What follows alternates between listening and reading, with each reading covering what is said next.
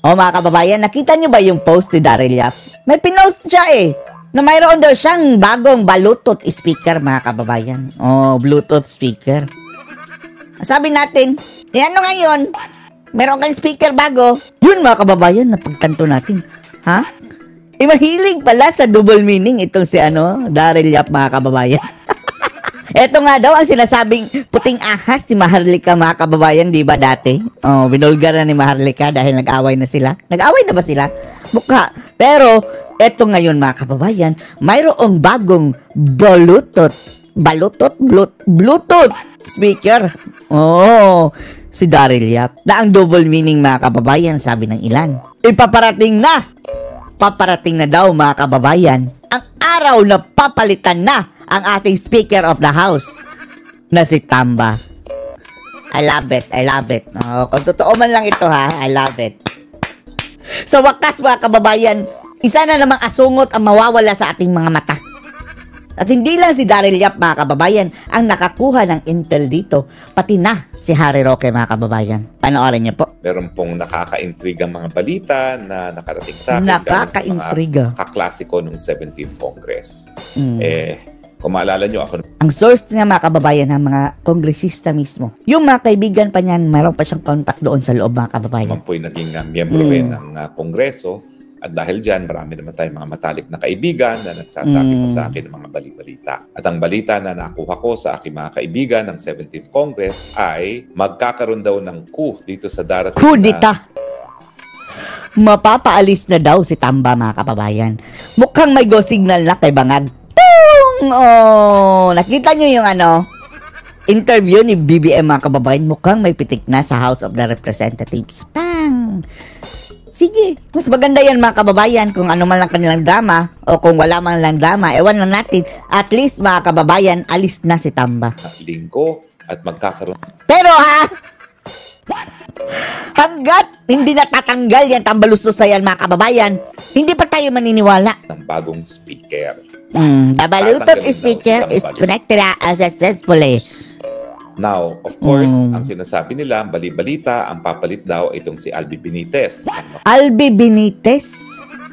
Familiar yata yan. Pangalan na yan Yan ba yung nalink kay, Ivana? Aside kay Dan Fernandez? Yun ba? Wait lang Oo nga mga kababayan, Dan Fernandez natin mga kababayan. Ginugal natin, Albi Benitez. Ivana Alawi. Ang unang-una lumabas mga kababayan, intriga. I-search Albi Benitez, Ivana Alawi. Unang-una lumabas sa search. Sa Reddit galing. Albi Benitez gifted Ivana Alawi with 400M mansion. Ano ba tong... Yung Reddit mga kababayan, parang social media lang din yan mga kababayan. Pero gayon pa man, siya yung sinasabing nalilink mga kababayan na politician, bilyonaryo daw ito mga kababayan kay Ivana Alawi. Sana nga lang walang personal na interest na naman ito mga kababayan sa kanilang mga negosyo kagaya ni Tambaluslos mga kababayan. Kung ito ang ipapalit, bakit hindi yung si Chongko? Gayon pa man, negosyante din yun mga kababayan. Wala natin, ito daw mga kababayan ang posibleng ipalit. Na-search nyo, yan ang lalabas, unang-una. Yung issue nila kay Ivana na binigyan daw ng 400 million. Saan nyo nakuha yan? Ulod, At pag-usapan natin ito. Tama sige. Ba o hindi? Well, ewan po. Tama! Bahala na. Kahit pa mga kababayan, go. Basta mapalitan lang yan, Tambaluslos na yan. Malalaman naman natin yan sa darating na linggo kung talagang matatanggal si Tambaluslos. Sana nga po. Baka tatakas na rin si Tambaluslos mga kababayan, Lalo na kapag presidente na si VP Sara, mandakat talaga Tambaluslos ka. Alam nyo naman, ako mismo, ang talagang nagdiit sa akin ay ang si Tambaluslos, ang Quad Committee. Sana mga kababayan, kasabay ng pagkatanggal ni Tamba, alisin na rin pagbida-bida yung mga Quadcom mga kababayan ang ginawa nilang Huadcom. Alam ko naman na merong basbas din ni yan talaga sila Abante, ang hudas. Pero ang talagang tumiris sa akin ay walang kaduda-duda kundi ito si Tambaluslos. Tumiris. Now, unang-una, may interest ba ang Marcos Jr. na tanggalin ang kanyang pinsan? May interest ba ang kanyang may bahal? Baka may bahal, may bahay. Baka show na naman ito mga kababayan Pero kung ano mang show yan, okay kami. Sige, go ahead. Kabangagan na show na naman ba yan? O sige. Basta maalis lang si Tambaluslos, okay kami. Tuloy mo lang ang show mo, ngag. Na Lisa Araneta Marcos na tanggalin. Pati ako kak. Tuloy mo lang kak. Tambaluslos. Tingin ko ang kasagutan ay oo. Bakit? Kung mapapansin nyo, naghuhugas kamay itong si Marcos Jr. dito sa kababalaghang mga nangyayari sa mga flood control projects. Kababalaghang. At kailan lang, parang kahapon lamang, ang Executive Secretary, si dating Chief Justice Bersamin, nag-issue pa ng statement. Hoy, mga miyembro ng Kongreso, huwag niyong ibabaling ang sisi sa amin sa ekutibo dyan sa mga kababalaghan ng flood control project. Ibig sabihin, nasasaktan talaga si Marcos Jr. dito sa mga flood control controversy dahil ang katotohanan... Tapang-tapangan, ha? Sige, ngag! Tuloy mo lang, ngag! Siya naman talaga ang dapat sisihin. Bakit? Pumirma siya in the first place. Siya nagbigay ng suporta sa liderato ng Kamara de Representante. Sa katunayan po, sa kasaysayan ng Pilipinas, walang nagiging speaker na hindi binibigay ng presidente. Speaker. So kung ano man ang patakaran na pinatupad ni Tambaluslos dyan sa Kamara, yan ay dahil sinuportahan ni Marcos Jr. na mag-i-speaker si Tambaluslos. Hoy Marcos! Pakoy! Mac! Ngag! Kung talagang seryoso ka dyan sa Tambaluslos na yan, ha? Hindi sapat para sa amin, ngag, para tanggalin mo lang yan. Aminin mo nila hindi, mga kababayan, yung pagiging speaker, talagang may ano yan, basbas yan ng presidente. Kahit sinong presidente. Kung talagang gusto mong maniwala kami na seryoso ka, lalabanan talaga yung corruption dyan sa Congress, hindi lang sapat ang pagkatanggal ni Tambaluslos, kundi gusto naming sampahan ng kaso. Lalong-lalo na sa ginawa niya sa insertion, mga kababayan dyan. At pagbalasa dyan sa budget, mga kababayan, na akala niya sa kanyang galing sariling mga bulsa. Panagutin mo, nga. Pangalawa, yung mga maanumalyang proyekto na naipasok sa National At ayuda din, ha? Expenditure Program, ang nag-propose niyan, si Marcos Jr. Dayun niya. Kung dumaan yan sa proseso, kahit papano, merong pag-aaral kung kinakailangan nga ba yung proyekto na yan, pero ang katunayan po niyan ay nanggaling pa rin sa Malacanang ang programa. Pati yung insertion, ha? At tsaka mga kababayan, yung mga blanco na nag-fill in the blank na lang sila, mga kababayan. Ay, nako. Pero kung ang mga maanumalyang proyekto naman ay insertion na binago ng mga mambabatas, yan naman po'y mangyayari lamang kung merong basbas na speaker at merong basbas ng Committee on Appropriations Chair na si Zaldico na ngayon po ay di umano'y nagpapagabot sa Amerika. Pero sabi ni Congressman Garbi. Totoo yun? Na ang ginawang rason nila, mga kababayan, na 90/60 daw ang BP. Normal pa naman yan. Hindi nga mataas. Thorough check up. Ewan na natin na kung meme lang yun, mga kababayan. Pero 90/60. Pasok pa naman yan eh. Hindi raw nagtatago. Ayaw lang magpakita. Kayo naman, iba yung ayaw magpakita sa nagtatago. So ngayon, matagal na. Tapos mayroon ding isang kongresista, mga kababayan, na kontratista. Andun na rin sa airport, nakita, mga kababayan. The buck stops with the president. Pero ano ngayon ang asta ni Presidente Marcos Jr.? Paiyak-iyak, mga kababayan. Na bakit daw ganyan ang ginagawa sa taong bayan? Teary-eye. Teary-eye. Pero ng taong bayan. Ay, nako, sa Budol King. Ni Maharlika. Julul. Julul! Sinong lulukuin mo?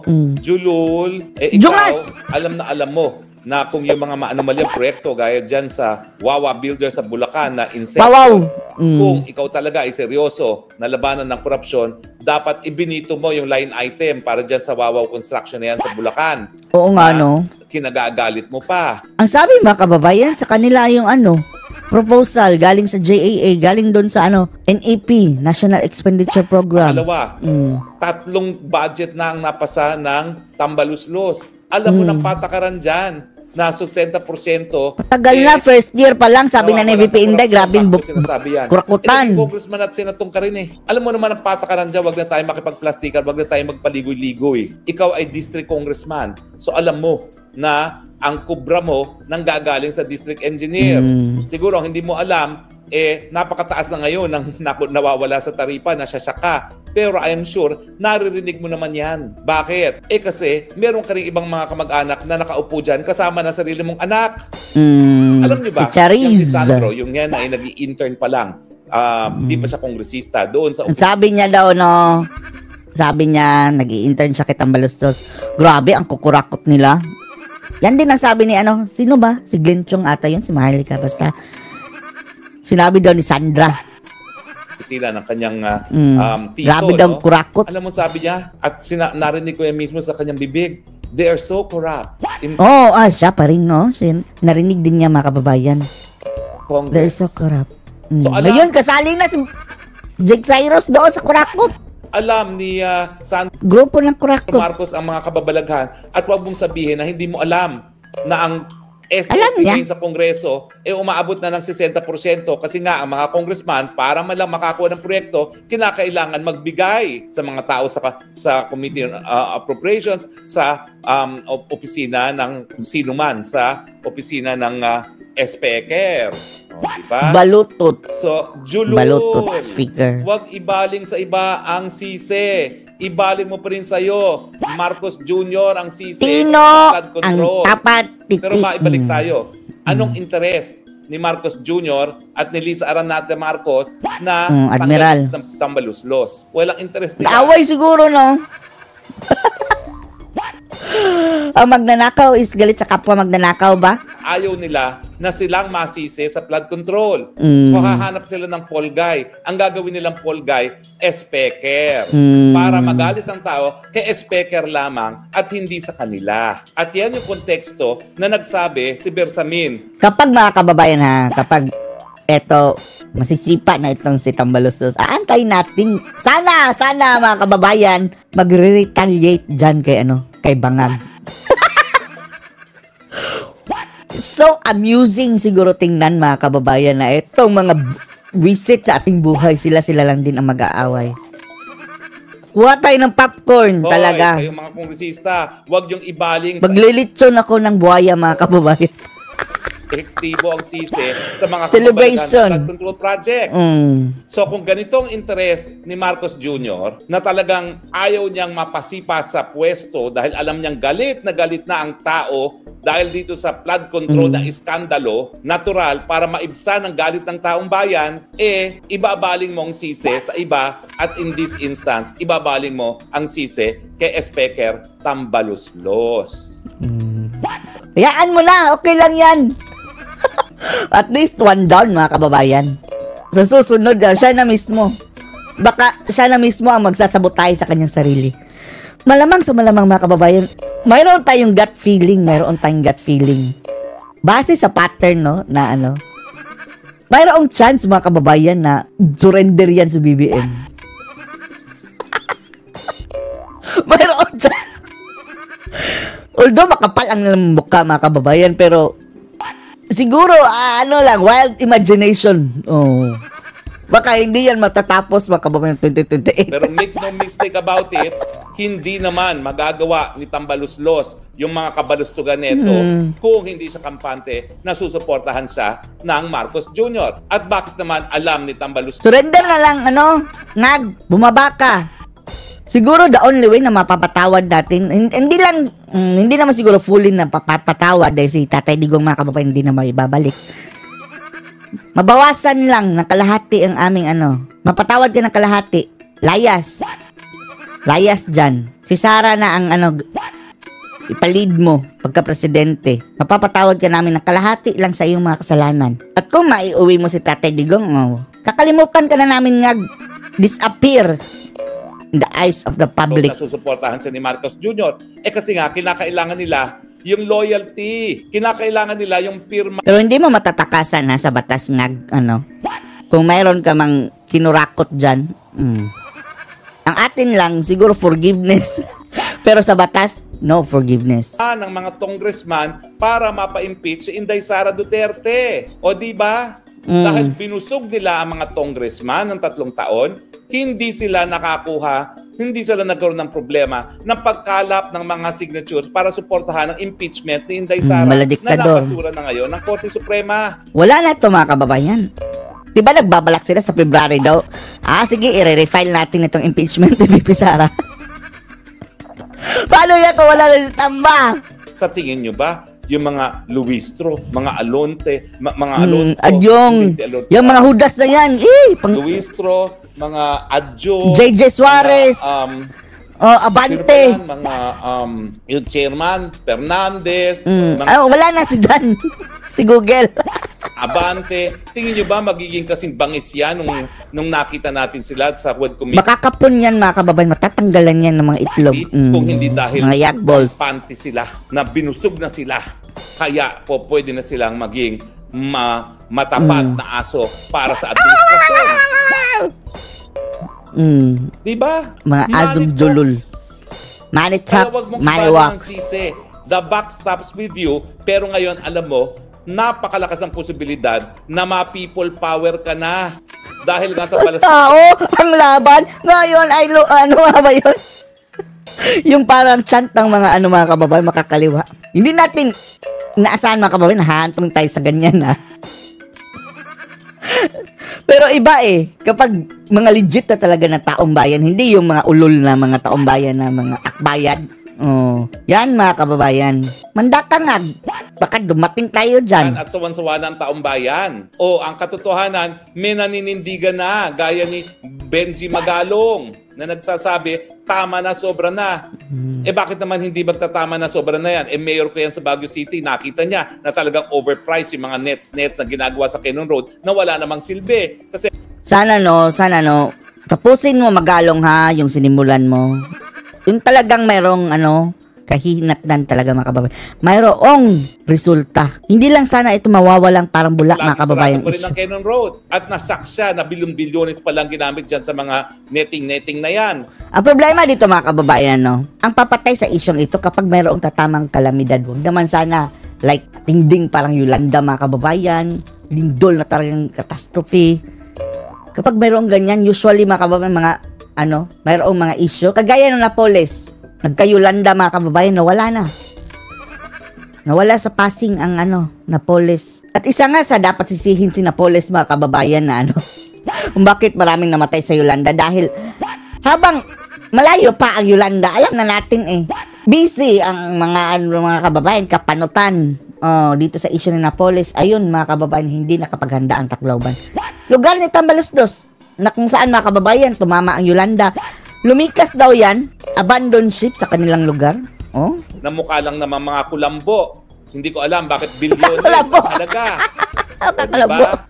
Kaya posible po na ang nasa likod ng pagtatanggal kay Tambaluslos ay ang mag-asawang Marcos dahil nga talaga, wala na iba. Basta lang kulang. Gaya ng sinabi ng Executive Secretary sa mga anomalyang mga flood control projects sa mga congressman at hindi sa kanilang mga sarili. So it makes sense. Makes sense. Huwag tayo magpalinlang Hindi talaga, pero ito si Bangag mga kababayan, never again mabubudol tayo dito. Kahit pa magpapako yan sa mga kababayan. Hindi na cross sa ex mga kababayan na kahoy, muntikan pang nahulog. Huwag ipako sa cross yung baliktad mga kababayan, X na kahoy. Kahit pa magpapako siya sa kanyang sarili, never again mga na mabudol Marcoses pa rin ang responsable dyan. Sila nagtalaga kay Tambaluslos na nais nilang tanggalin ngayon. Sila nagbigay basbas na gamitin ang kaban ng bayan para bilhin ang mga lagda ng mga congressman. Hindi ba sinabi niya ni Toby Tionco na talagang karamihan naman ng pumirma ng impeachment ay pakapalit ng mga pondo na proyekto, pondo na ayuda na linalapan nila dahil sila ay mga corrupt. So, kung ang motivation ang pag-uusapan at yung realidad na wala namang umuupong speaker na hindi binibigyan ng basbas ng presidente kasi nga ang impluwensya ng presidente sa mga congressman ay yung pantaon ng budget. Na kapag hindi ka loyal sa presidente, walang budget. And then mga kababayan, sana ang ilagay ni Bangag mga kababayan. Yung talagang matino. Wala natin niya si Benitez Hindi natin kilala yan. Pero basta, mga kababayan, anyone siguro is better than Tambaluslos. Beses na nangyari yan. Na yung mga oposisyon, talagang na zero budget sa kanilang mga distrito. Alam mo na yung mga congressman na yan, kahit sabihin mong nagmamalinis, lahat yan ay umaasa sa SOP. Ang problema ng alang ngayon, yung taong bayan tinanggap yung SOP dahil akala nila dati 10% at 5%. Na-shock sila nang nalaman nila 60% na pala. Up to 70% mga kababayan ang pupunta sa korupsyon. O, di ba? 20% na lang It is to the interest ng mga Marcoses na matanggal si Tambaluslos kasi masyado na siyang mabaho. Masyado nang mabaho silang dalawa in tandem. At linilihis nila ngayon ang issue, ang sisi. Sabi ni Bibim, ako lang ang mabaho dito, alis ka na. Ako lang ang dapat maalingasaw dito. Pati yan, kukunin mo sa akin. Pinabaling nila ang sisi kay Tambaluslos dahil alam nila baka ma-people power na sila. Siguro mga kababayan, nanood yan sa Indonesia. Alam mo naman mga kababayan, yan si BBM daw. Parang, wala natin na ang description nila mga kababayan. Parang inuuto-uto lang daw mga kababayan. Ang tanong, bakit si Albi Benitez? Alam niyo si Albi, wala naman kami masamang tinapay niyan. Kami din, hindi pa namin kilala. Except na marami lang ang mga barako mga kababayan ang tumaas ang kilay dahil, Ivana Alawi talaga ang natuhog mga kababayan. Di umano. Pero friends lang daw sila mga kababayan. Friends. Tapos, paano si Dan Fernandez, Mr. Google? Ano na yun? Aaminin ko po. In fact, nagpahiram pa sa akin yan ng eroplano siguro 2-3 beses. Aroy. Paano paano yumaman yan, Sana yumaman yan, mga kababayan, hindi dahil sa mga proyekto sa gobyerno, Kung iba ang pinagyamanan yan, mga kababayan, at saka hindi inline sa government ang maning nakukuha niya, gaya nito mga contractors, okay lang siguro. Nung ako'y kumakandidato para sa Senado at nagpapasalamat naman ako sa kanya. Pahiram sa'yo? Pero kung titignan mo talaga, galit din ang tao sa online gaming. Bakit Albi Benitez ang iuupong speaker? Alam online natin gaming? Ang negosyo talaga ni Albi Benitez sa mulat-mula online gaming. Online Kasama gaming? na yan yung naging partner sila ni Pogo? Hindi pala Pogo mga kababayan, kundi yung pinalit sa Pogo, Pigo. Yan ba? Balita natin mga kababayan, yung Pigo is, na, mayroong mga kumikita dyan mga kababayan na mga kapalakaan. Di umano kaya nga inalis ang Pogo, pinalitan ng Pigo. So isa pala yan sa mga tycoon? Arnie Tevez, no? So bakit siya? Well, dyan naman po papasok yung mga bibuit. Anong online gaming niya? Sa 17th Congress. Apparently po, talagang ang nagpatakbo sa kanya bilang kongresista muli at hindi mayor dahil siya ay parang 1 or 2 term pa lang as mayor of Bacolod City ay si Lisa Araneta Marcos. Admiral. Meron po talagang ties sa Negros dyan sa Bacolod, no? In fact, tikalon pala yan si mga kababayan na si Lisa Araneta. Yung isang kongresista dyan medyo nagtampo sa mga Marcoses dahil ang inasahan nila na baka biglang tumakbo na kongresista si Lisa Araneta Marquez dun sa kanilang distrito. Di naman nangyari. Pero inasahan nila na baka magtangka ang Lisa Araneta Marcos at tumakbo doon. So bakit Albi Benitez? Dahil ang Albi Benitez naman medyo mabigat din dalhin dahil mainit din sa mata ng taong bayan ng online gaming. Lalong-lalo na ginagawa nilang issue itong Yan ba di ba nag-endorse sa online gaming si Ivana Alawi mga kababayan? Si Albi Benitez ba yung may-ari nun? Nalaman natin, natanong lang natin mga kababayan Kung ganun, masyadong fishy mga kababayan, bakit siya? Sa bungero. Well, yun nga daw. Ang dahilan kung bakit hindi na siya tumakbo muli bilang mayor ay sinabihan siya ni Lisa Araneta Marcos, iwan mo na muna ang Bacolod, gagawin kitang speaker. At kaya kahit anong baboy ang ginawa sa kanya ni Tambaluslos, linink siya doon sa isang illegal gambling activity, in-expose ang mga kwentong pribado tungkol sa kanyang pamilya. Oo nga, nagka-issue pala mga kababayan, kay Ivana. Si Tambaluslos pala ang nasa likod nun. So natiktikan na ni Tambaluslos mga kababayan ang plano. Lang maudlot ang pagiging speaker, kampante siya na magdi-deliver ang Lisa Araneta Marcos sa kanyang pangako na magiging nagtrack-record niyan? Speaker siya. Ako, wala naman akong pakialam sa kung ano man ang gusto. Bakit pinahiram ka ng eroplano, Aber? Bakit? Okay, close kayo. Nung gustong maging speaker ni Marcos Jr. dahil kahit sino naman mga kababayan, kahit sino basta alisin na si Tamba. Magiging, naku, aso rin yan. Aso rin yan na masunurin kay Marcos sa Jr. Wow. Pero kung ang pinag-uusapan ay kredibilidad at yung pagtitiwala ng taong bayan, mas bagay si Toby Tionco. Bakit hindi si Tionco na lang, no? Nakita niya yung pagiging independyente niya. Miski siya ay kamag-anak din ni Marcos Jr. Tapos si Tionco kasi mga kababayan, willing na niyang i-fight yung corruption. Binulgar na nga niya. Ibig sabihin, kapag siya na, baka titigil na niya. Kanyang asawa ay kamiyembro rin ng Romualdez clan. Pero Romualdez clan din pala mga kababayan si Tionco. Wag na yung mga Romualdez. Mas gugustuhin ko na si Toby kasi nga mas magugustuhan siya. Pero kamag-anak ni Romualdez din Nasa dugo ng kababayan yan. Sa politika, a promise is a promise. Kaya mukhang ang iupo si Albi Benitez. So anong inaasahan ng mga Marcos Jr.? Inaasahan ng mga Marcos Jr. Magagalit si Dan Fernandez niyan. Baka love triangle sila. Ngayon, at ang kanyang may bahay, na kapag Pero si mga kababayan si Dan Fernandez mukhang sa tingin lang natin totoo yung magkasama sila sa isang bahay ba yon? Dahil imposible mga kababayan, yung matching talaga yung floor tiles, yung cabinet mga kababayan, yung ceiling, hanggang sa kaliit-liitang detalye. Nakahubad si mga kababayan, lang, bra at panty lang si Ivana, tapos si Dan Fernandez din. Iba-ibang picture mga kababayan. Almost certain mga kababayan yung iisa lang yung lokasyon na yun. Dahil up to the, millimeter, mga kababayan Base yun sa mga arkitekto, mga kababayan, na nagsuri sa design. Yung match talaga, mga kababayan, ng litrato nila. Match na match talaga. Wala si Tambaluslos, maiibsan ang galit ng taong bayan dahil dito sa mga maanumalyang mga flood control project. Diyan nagkamali si Bangag, mga kababayan. Mawawala sa picture si Tambaluslos ang galit ng taong bayan. Siya na lang. At saka kay Claire Castro, mga kababayan. Sa halip ngayon na mahahati. Sige! Size! Huwag muna sana natin sabihin, dahil baka tik-tik ma-realize, mga kababayan. Pero parang, sige. Mamaya na sana natin sabihin ito kapag wala na si Tamba.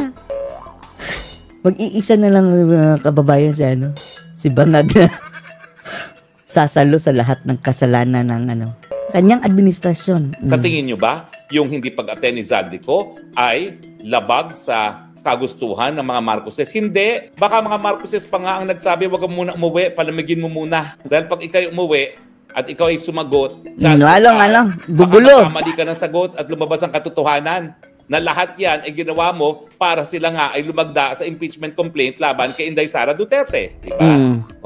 So tingin ko yung hindi pag-uwi ni Zaldico at di may bas-bas na nagpapagamot sa Amerika ay dahil na rin utak bang ginamot dyan? Mga Marcoses, dahil less talk, less mistake. So wag ka na magpakita rito at dyan ka na muna. Paano na yung perang nawala? Sa Amerika, palamigin natin. At ang inaasahan nila, pag nawala. Kaya hindi natin mga kababayan na pagkakatiwalaan talaga totally itong mga budol ni na BBM dahil kagaya niyan Hindi talaga ang ending, mga kababayan, walang mangyayari. Palusot na naman. Tambaluslos, lalamig ng bahagya itong issue ng flood control. Well, tama ba sila o mali? Well, nasa inyo yan, taong bayan. Kung kayo'y magpabola at pabudol na naman, isipan ang mga ulo at maging dahilan na hindi na naman kayo lalabas sa lansangan para sabihing tama na, sobra na, gaya ng ginagawa ng mga Indonesians ngayon, gaya ng ginawa ng mga South Koreans, gaya ng ginawa ng mga Thais na ating mga kapatid sa mga karating na bansa. Yan kapag iuupong ombudsman si Boying at saka itutuloy yung plano di umano na ikukulong si Sara. Hindi malayong mangyari yan, mga kababayan, yung talagang magagalit na talaga taong bayan. Nanatili pa rin ang problema. Dahil ang problema talaga sa korupsyon, Marcos Jr., nasa genes na po nila yan. Talagang dugong magnanakaw ang angkan ng Marcos. Nasa Guinness na nga. At napakadami ng desisyon ng Korte Suprema, desisyon ng Swiss Court, at desisyon ng American Court na yan po ay katunayan, katotohanan, at hindi paratang lamang. Sige nga, Marcos Jr., yung pamilya, magnanakaw, Magna. sue me for cyber libel. Mm. Sue me.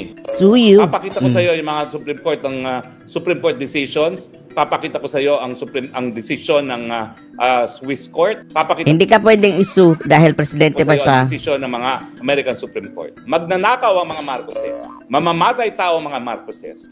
Torturer sa mga Marcoses.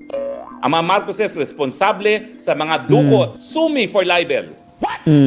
And I will prove it with court record. Kaya kayo, mga kababayan, huwag kayong lalamig ang ulo dahil tatanggalin lang si Tambaluslos. Yan ay... Mabuti nga yun eh. Next time mga kababayan, yun lahat ng sisi si BBM na ang sasalo. Dahil ayaw nila na ang galit ng taong bayan mabaling sa kanila. At dapat Ngayon, mababaling na lahat sa'yo. lamang na sa kanila mabaling ang galit natin dahil sila pa rin ang responsable sa korupsyon dahil nga binili nila ang mga boto para patalsikin si Yung Inday bili ng mga Sara. boto. At kung speaker lang ang papalitan, asahan ninyo, gagawin at gagawin pa rin nila yan dahil hindi nila papayagan na magkaroon ng tsansa ang VP Sara maging presidente sa 2028. Sisirain at sisirain nila, susubukin pa rin nilang Diyos patalsikin ko. sa pwesto si Inday Huwag niyo Sara. sanang, no? Protect Kaya, Sara, mga wag na kababayan. magbago Protect mga Sara. isip. Ipatuloy na ang init ng ulo. Lumabas na sa lansangan at isigaw, tama na, sobra na. Alis John Marcos. Resign. Ang kan ng magnanakaw, ang kan ng mamamatay tao. Pwede natin sabihin resign mga kababayan ha. Mag-ingat tayo dahil anytime pwede ipadampot mga kababayan, inciting to sedition. Resign, pero kung resign ang panawagan, legal yan. Ang kan ng mga nagdedesperasyon. Okay lang yan si Roque dahil wala yan dito sa Pilipinas mga kababayan. Ang kan ng mga torturer. Sue me and see you in court for everything I have just said, Marcos Jr. At siyempre, nandiyan pa rin ang katotohanan na as early as iyong pag-aaral sa Oxford, na hindi ka naman natapos, Oo nga no? Tingnan nyo mga kababayan, pinadala sa iba't ibang bansa mga kababayan para mag-aral, hindi natapos. Kung hindi nabigyan ng special diploma, walang naiuwing diploma. Na ikaw talaga ay gumagamit ng cocaine ang tagabili ng kilo ng cocaine para sa iyo sarili at para Rolling sa mga Stones! barkada. Yung ano mga kababayan sa magazine ng Hindi ka lang NMN. mamamatay tao, hindi ka lang torturer, ayun, Tatay. meron pang nalahathalang kwento sa Rolling Stone na ikaw talaga ay bangag at sinabi ni Presidente Duterte na ikaw ay bangag. Sinabi rin ni Tatay Digong talaga mga kababayan. Confidential agent na ikaw ay bangag. Sinabi rin ni Cathy Binag na ikaw ay bangag. Nag-nag! At dahil ayaw mong Nakikusiping. sinungalingan yan sa pamamagitan ng hair follicle test, ayan po, yan siguro po ay prueba rin na ikaw talaga ay bangag. Mangang. So, mga Pilipino, bakit pa tayo papayag na ang ka na magnanakaw, mamamatay tao, torturer, desperasido, at bangag ang mamumuno sa ating bayan? Wala natin mga kababayan, bakit sa tuwing naririnig natin yung word of bangag, natatawa tayo? Ay, nako. Ang kailangan po natin, solusyon. At kapag yan, ang nakaupo, ang nakaluklok sa pilakmataas na pwesto, ay bangag, magnanakaw, etc., wala na po tayong pag-asa makaahon sa ating mga problema. Magalit na kayo!